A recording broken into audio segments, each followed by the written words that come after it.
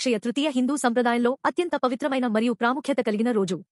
వైశాఖ మాసంలోని శుక్లపక్షం 3వ తిథిని అక్షయ తృతీయగా జరుపుకుంటారు. ఈ రోజున చేసే ఏ కార్యానికైనా అక్షయమైన అంటే ఎప్పటికీ తరగని ఫలితం ఉంటుందని ప్రగాఢ విశ్వాసం.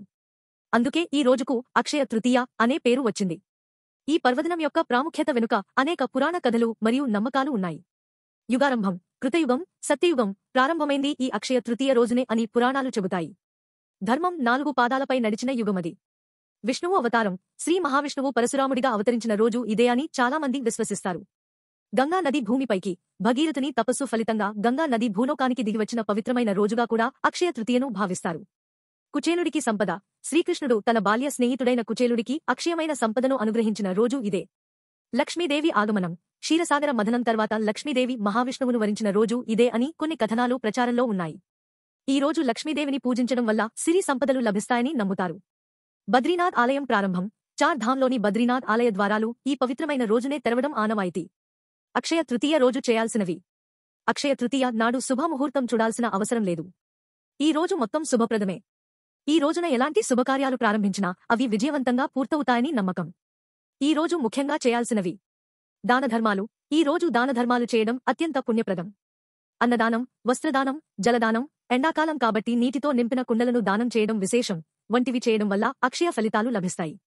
పేదలకు, అర్హులకు సహాయం చేయడం శ్రేయస్కరం. పూజలు. విష్ణువును మరియు లక్ష్మీదేవిని పూజించడం వల్ల వారి అనుగ్రహం లభిస్తుంది. ఇష్టదేవతలను పూజించుకోవచ్చు. జపతపాలు, మంత్ర జపాలు చేయడం, వ్రతాలు ఆచరించడం వంటివి చేయడం వల్ల అక్షయమైన పుణ్యం ప్రాప్తిస్తుంది. కొత్త పనులు ప్రారంభించడం, గృహప్రవేశం, నూతన వ్యాపారాలు ప్రారంభించడం, ఆస్తులు కొనుగోలు చేయడం వంటి శుభకార్యాలకు ఈ రోజు చాలా మంచిది. బంగారం కొనుగోలు ప్రాముఖ్యత. అక్షయ తృతీయ అనగానే చాలామందికి బంగారం కొనుగోలు గుర్తుకు వస్తుంది. ఈ రోజు బంగారం కొంటే సంపద వృద్ధి చెందుతుందని, లక్ష్మీదేవి ఇంట్లోకి వస్తుందని చాలామంది నమ్ముతారు. అయితే శాస్త్రాల ప్రకారం ఈ రోజు దానం చేయడానికే ఎక్కువ ప్రాముఖ్యత ఇవ్వబడింది. అయినప్పటికీ బంగారం సంపదకు చిహ్నంగా భావించడం వల్ల ఈ రోజు బంగారం కొనుగోలు ఒక ఆనవాయితీగా మారింది. ఇది ఒక వ్యాపార ప్రకటనగా ప్రారంభమైనా ఇప్పుడు చాలామందికి ఇది ఒక సెంటిమెంట్గా మారింది.